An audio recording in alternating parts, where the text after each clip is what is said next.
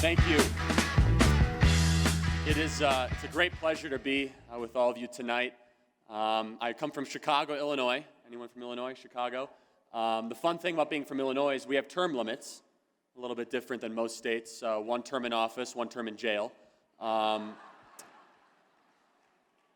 When we ask for our former governor's cell number, we actually mean his cell number. My grandmother was a lifelong Republican from the north side of Chicago, knocked on doors for decades. She passed away in the mid-'90s, and she's been voting Democrat ever since.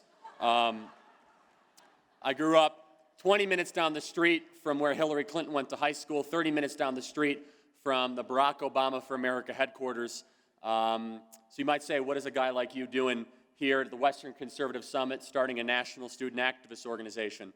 Well, I started Turning Point USA when I was 18 years old, and I found myself to be a conservative because when you're surrounded by people that you disagree with, you're going to find what you believe very, very quickly. And in the trenches, you have to either fight or flee, and boy, did I argue with a lot of teachers and a lot of people throughout the years, and I found that this generation, my generation, I'm 23 years old, is one that can embrace freedom, that can understand these values, that does not have to fall victim to Bernie Sanders-style socialism, and that with the right outreach and with the right organization, we can win back the future. And that is exactly what our organization does every single day. Just this summer, we're keeping quite a pace.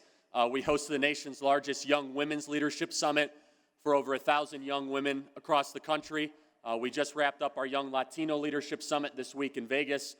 We have our High School Leadership Summit coming up next week. We had our Chapter Leadership Summit last week. We're adding 30 new staffers next month.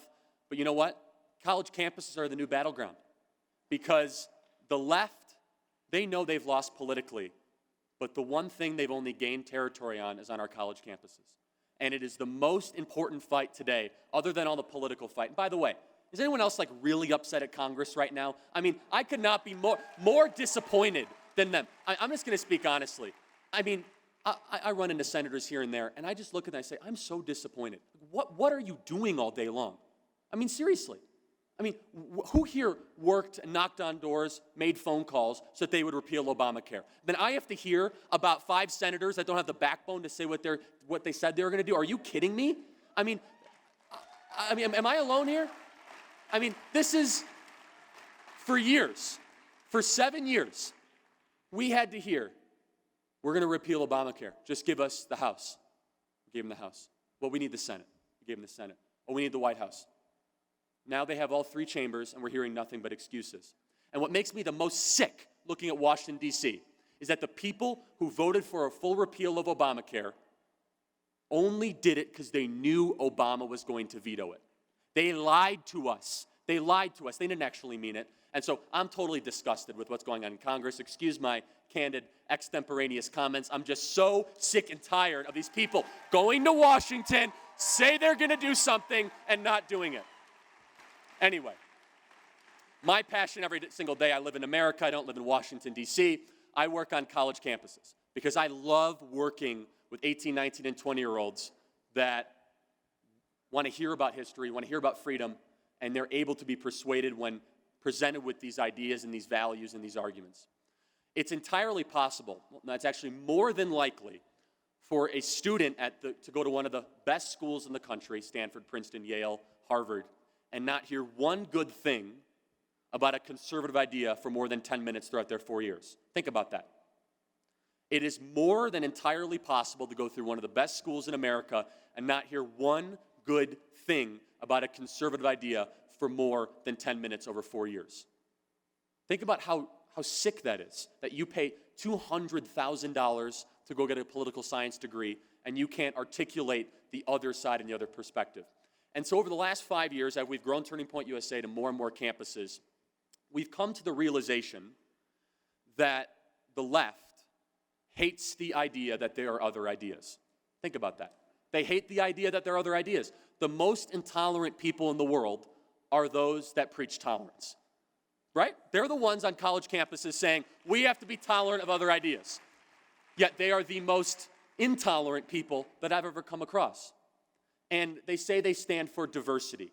At UC Berkeley, they have 13. UC Berkeley's a mess, unbelievable. They have 13 full-time people dedicated to diversity every single day. But their definition of diversity is just racial and ethnic diversity, not the most important type of diversity, which is intellectual diversity, which is diversity of thought. See, I challenge my liberal counterparts on campus and I say, if conservative ideas were so bad, wouldn't you want as many conservative speakers as possible because they'll all just fall flat on their face and no one will follow them and everyone will think that's stupid? The left is threatened by our value system. They're threatened because they know when students are able to hear free enterprise ideas, the Constitution, that things actually end up more 50-50. And in fact, they end up more on the center right. So what the left has created are what I call islands of totalitarianism on our college campuses. The greatest threat to Western civilization is what is going on our college campuses. I cannot overstate the threat of what is going on with the assault on free speech, the absolute silencing of opposition of ideas. So let's go through a little crash course. And again, I will not dive into hyperbole. You might think I'm making this up. We're going to talk about 4 things very quickly. Microaggressions, trigger warnings, safe spaces, and free speech zones. Again, I will not even have to dive into hyperbole because the truth will seem exaggerated. Let's talk about microaggressions. Anyone know what a microaggression? Ever heard of that before? On a microaggression is, on a college campus, if you say something to a fellow student or teacher that you don't mean to be offensive, but could have come across as offensive to certain individuals, therefore that statement or sentence or word must be disallowed or not allowed. So, the sentence, in America, if you work hard enough, you can succeed, is considered to be a microaggression against immigrant students because that's offensive to them. I'm not kidding. The statement, illegal immigrant, is a microaggression against all people of Latino background or culture. You cannot say the term radical Islamic terrorism because that is a microaggression, which brings me to the next one, which is a trigger warning. A trigger warning is you have to give aforementioned notice to students on a college campus before you say certain words or phrases or sentences or thoughts. So for example, trigger warning, teacher, trigger warning, I'm about to talk about the Great Gatsby. Within the Great Gatsby, there's wide income inequality, so this might offend some of the poor students in class. Soft is what I always say. These people are very soft. Free speech zones. Anyone ever encountered those? Free speech zone is something no bigger than a parking space on a college campus where only within that zone between the hours of 10 and 2 and prior approval with the administration can you speak freely. Of course, they have to approve what you're going to say about any ideas, perspectives, or values. It's always enforced unfairly against conservative students and conservative groups, but Planned Parenthood and the Hillary for America campaign can gallivant around campus, say whatever they want, and it's not enforced against them. Microaggressions, trigger warnings, free speech zones. Oh, but there's one more that's really fun. Safe spaces. Anyone heard of safe spaces before? Now, I'm not making this up. A safe space is a physical location on a college campus where students can seek refuge, where they hear ideas that are so offensive to them they consider themselves to be physically unsafe. That's right. Speech is now considered to be a form of assault on college campus. So for example, when George Will went to Harvard University, George Will, are you kidding me? Like, not that offensive of a speaker. They had to create a safe space. Within the safe space, had crayons, Play-Doh, milk and cookies, and teddy bears for students that needed to rehabilitate after hearing about why free market principles are the greatest people for all people. And that's so offensive for the Harvard students. They need to seek refuge. Look no further for what's going on in our college campuses than 2 examples, again to Harvard and then Notre Dame. At the Notre Dame commencement address last month, Vice President Pence came, former governor of Indiana, came to give the commencement address.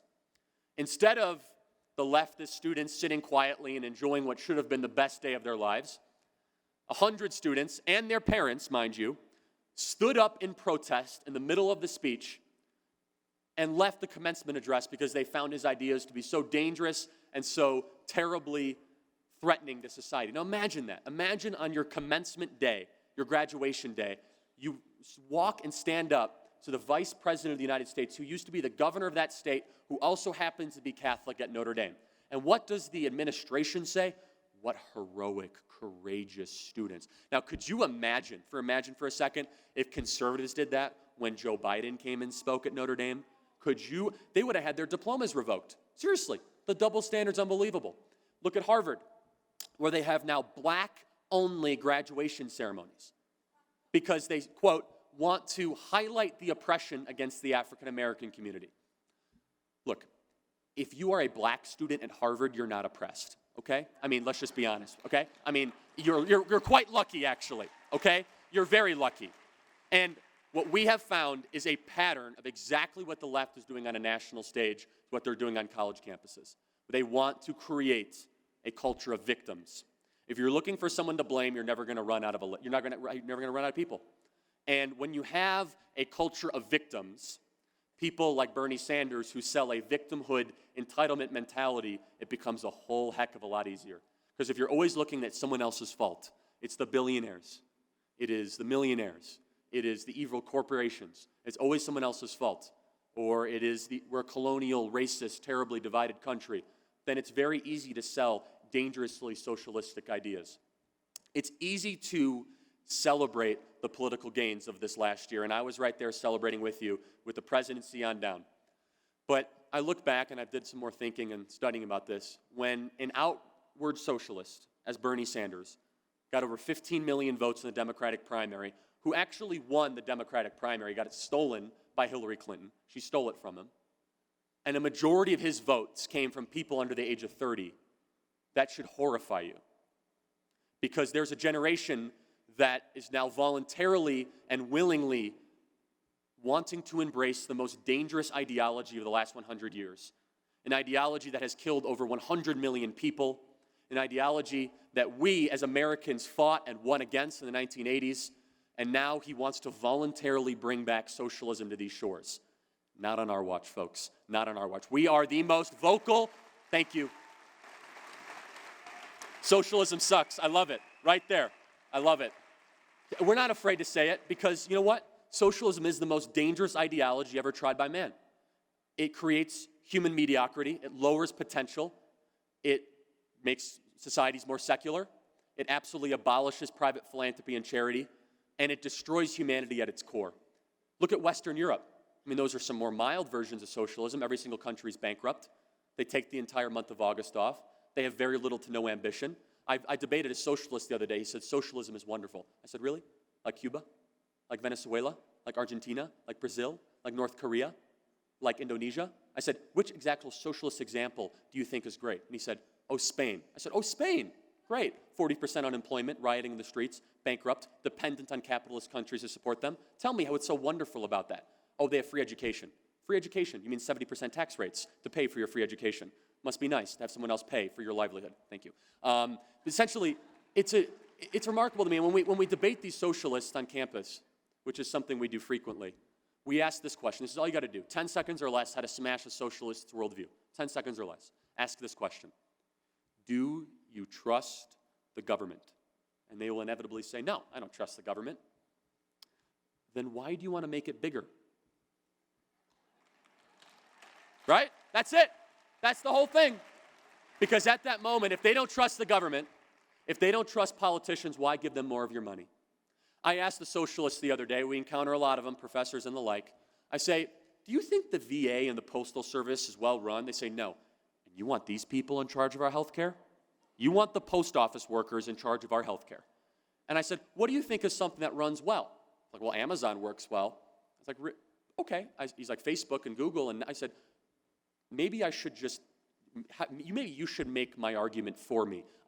Because everything government touches is inefficient, is bloated, runs out of money, and the free market is much more efficient and solves problems a lot better. And I don't know why our party is so afraid to talk about that. It's like we have to talk about in these vague, vanilla-like generalities. Oh, well, you really don't want to repeal all of Obamacare. We just want to repeal. No, it's a disaster entitlement program that's bankrupting this country and future generations. Repeal the whole thing. Get rid of it. I don't understand. I'm low on time, but let me tell you, I've never been more optimistic about the future of this country, because not only politically were there great gains in the last year, But the next generation after millennials, Generation Z, is the most conservative libertarian generation that's ever come across. They don't like government, they don't trust people in power, and they respect free enterprise. Our organization, Turning Point USA, is going to bring the fight to where it matters most, to college and high school campuses, win minds, win hearts, fight against socialism. We are going to win, and they are going to lose. Thank you so much.